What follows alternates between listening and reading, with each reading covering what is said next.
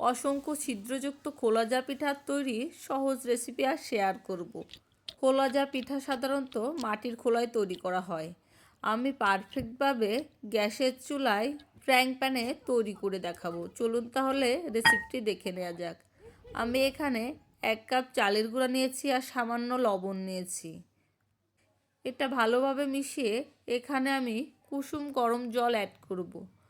একবারে জল বেশি অ্যাড করতে যাবেন না, অল্প অল্প করে জল মেশাবেন আর গোলাটা একদম পারফেক্টভাবে মিশিয়ে তৈরি করে নেবেন। আর এই পিঠা বানানো খুবই সহজ, যে কেউ এক দেখায় তৈরি করে নিতে পারবে। এবার সাথে দিলাম আমি একটা ডিম।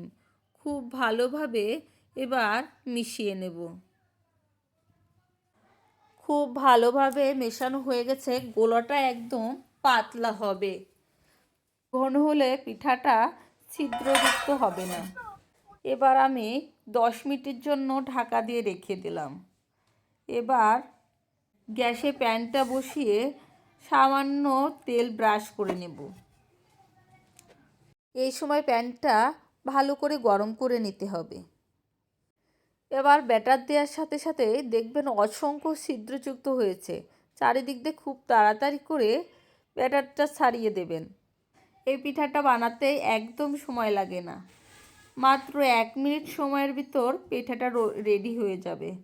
এই দেখুন কত সুন্দর কড়াই থেকে উঠে আসছে আর অসংখ্য ছিদ্রযুক্ত হয়েছে।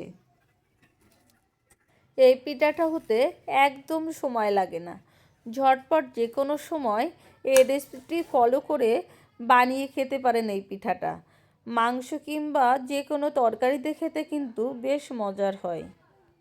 আর এত বেশি নরম তুলতুলে, খেতে এত বেশি মজার হয়। ভিডিওটি ভালো লাগলে লাইক কমেন্ট শেয়ার করতে ভুলবেন না। ধন্যবাদ।